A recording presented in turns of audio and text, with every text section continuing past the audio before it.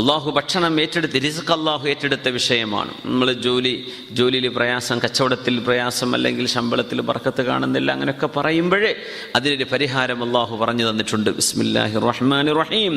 വഅ്മുർ അഹ്ലക ബിസ്സലാത്തി വസ്തബിർ അലൈഹാ ലാ നസ്അലുക റിസ്ഖൻ നഹ്നു നർസുഖുക വൽആഖിബതു ലിത്തഖ്വാ.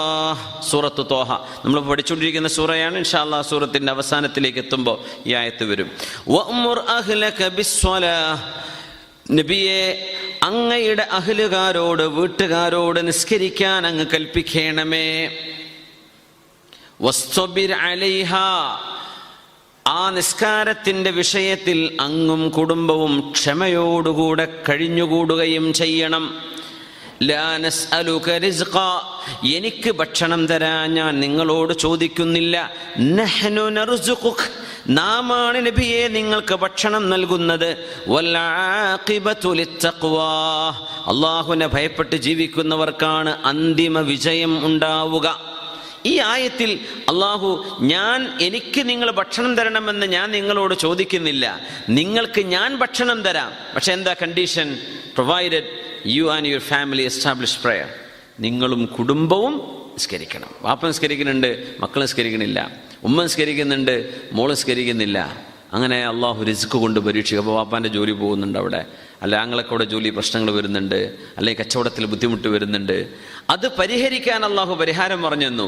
വീട്ടുകാർ ഓരോരുത്തരും വഅ്മുർ അഹ്ലക, ഭാര്യ മാത്രമല്ല, നിങ്ങളുടെ മക്കൾ നിസ്കരിക്കാനായവർ മക്കൾ നിസ്കരിക്കണം, വീട്ടിലെ വാപ്പ നിസ്കരിക്കണം, ഉമ്മ നിസ്കരിക്കണം, പെങ്ങളുണ്ട് അവർ നിങ്ങളുടെ വീട്ടുകാർ നിസ്കരിക്കണം. അതിന് മുമ്പ് ആര് നിസ്കരിച്ചു തുടങ്ങണം?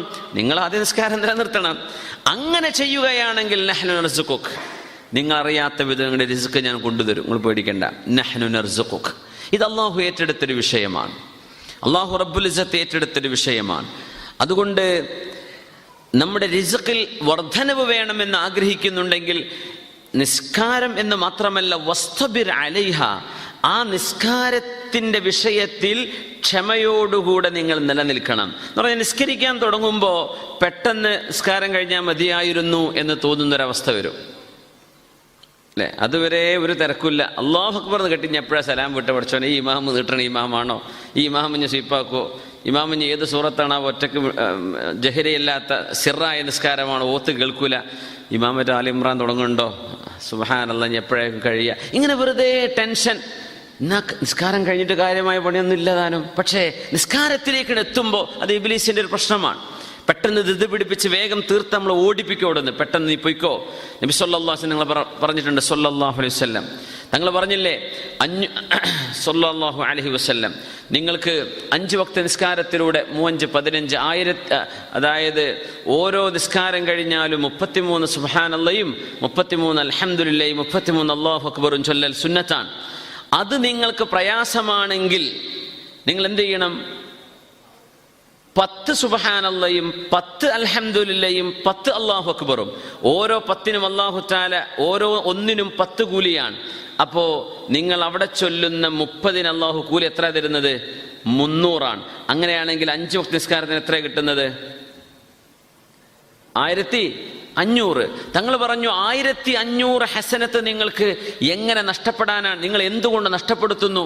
അപ്പൊ സ്വഹാബിമാര് പറയാം, പൊന്നാര നബിയെ, ഈ 1500 നഷ്ടപ്പെടുന്ന ആൾക്കാരൊക്കെ ഉണ്ടോ? ഞങ്ങൾ പറഞ്ഞു ഉണ്ട്. ഇബ്ലീസ് നിങ്ങളുടെ അടുത്തേക്ക് വരും, യുദക്കിറുക്കും ഹാജത കഥാ വ കഥാ. അല്ലടോ, നിനക്ക് പോയിട്ട് പണിയില്ലേ? നീ എന്താ ഇരിക്കണത്? നിനക്ക് ഇന്ന പണി ചെയ്യാനില്ലേ? നിനക്ക് അവിടെ അവനെ വിളിക്കണ്ടേ, ഇവനോട് കോൾ ചെയ്യണ്ടേ, അവിടെ പോവണ്ടേ, ഇവിടെ പോവണ്ടേ എന്ന് നിങ്ങളെ കൊണ്ട് ധൃതി പിടിപ്പിച്ച് ഈ 10 സുബ്ഹാനല്ലാഹ് പോലും ചൊല്ലാൻ ഇബ്ലീസ് നിങ്ങളെ കൊണ്ട് സമ്മതിപ്പിക്കൂല.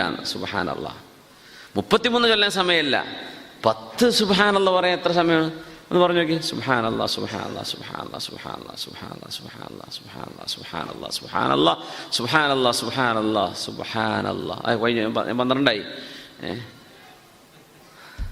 അര മിനിറ്റ് വേണ്ട, അര മിനിറ്റ് വേണ്ട, അതല്ല രസം.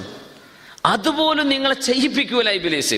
1500 ഹസനത്താണ് നിങ്ങൾ കിട്ടാൻ ഒരു ദിവസം. 1500 ഹസനത്ത് അതവൻ നഷ്ടപ്പെടുത്തി കളയും. നിങ്ങളെ ഓരോന്നും ഓർമ്മിപ്പിക്കും. നിസ്കാരത്തിനിടയിൽ അത് വരുള്ളൂ. സുബ്ഹാനല്ലാഹ്. കളി കാണുമ്പോൾ അത് ഓർമ്മ വരുന്നില്ല, TV കാണുമ്പോൾ ഓർമ്മ വരും, ന്യൂസ് കാണുമ്പോൾ അത് ഓർമ്മ വരില്ല. പക്ഷെ നിസ്കരിക്കുമ്പോൾ അതൊക്കെ ഓർമ്മിപ്പിക്കുവാൻ. അതുകൊണ്ട് നിങ്ങൾ അവനെ സൂക്ഷിക്കണമെന്ന് നബി തങ്ങൾ സല്ലല്ലാഹു അലൈഹി വസല്ലം. വസ്തുബിർ അലൈഹ, അതുകൊണ്ട് നിസ്കരിക്കണമെന്ന് മാത്രമല്ല പറയാ, നിസ്കാരത്തിൽ ഖുശൂഅ് കൂടെ ഉണ്ടാവണം. എങ്കിൽ നിങ്ങളുടെ റിസ്ഖിൽ അല്ലാഹു വർധനവ് തരും. നിസ്കാരത്തിൽ ഭയഭക്തി വേണം.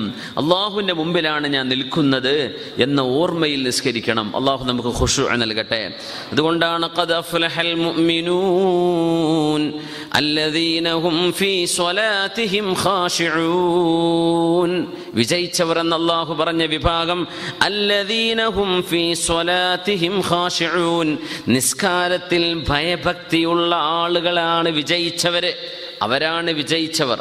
അവർ പാസ്സാണ്, അല്ലാത്തൊരു പാസ്സാവുമെന്നറിയില്ല. അവർ അഫ്ലഹ്, അവർ വിജയിച്ചവരാണ്. അള്ളാഹു നമ്മളൊക്കെ വിജയിപ്പിച്ചു തരട്ടെ. ആമീൻ യാ റബ്ബ്. അള്ളാഹു റസ്സാഖാൻ, അതുകൊണ്ട് റിസ്ഖ് അള്ളാഹു ഏറ്റെടുത്തിരിക്കുന്നു. നിങ്ങൾ അള്ളാഹുവിന് ഖുശൂഅോടുകൂടെ ഭയഭക്തി, ഖുശൂഅ് എന്ന് പറഞ്ഞാൽ ഭയഭക്തി, അള്ളാഹുവിനെ കുറിച്ചുള്ള ഓർമ്മ വേണം നിസ്കാരത്തിൽ. അങ്ങനെ നിങ്ങളും കുടുംബവും നിസ്കരിക്കുകയാണെങ്കിൽ നഹ്നു നർസുഖുക, നിന്റെ ജോലിയൊക്കെ ഞാൻ ശരിയാക്കി തരാം, നിന്റെ കച്ചവടം ഞാൻ ശരിയാക്കി തരാം, നിന്റെ റിസ്ഖിന്റെ വിഷയം ഞാൻ ശരിയാക്കി തരാം, ഞാൻ ജബ്ർ ചെയ്യാം, നീ വിഷമിക്കണ്ട. നഹ്നു നർസുഖുക ലാ നസ്അലുക റിസ്ഖൻ നഹ്നു നർസുഖുക വൽ ആഖിബതു ലിത്തഖ്വാ, വൽ ആഖിബതു ലിത്തഖ്വാ.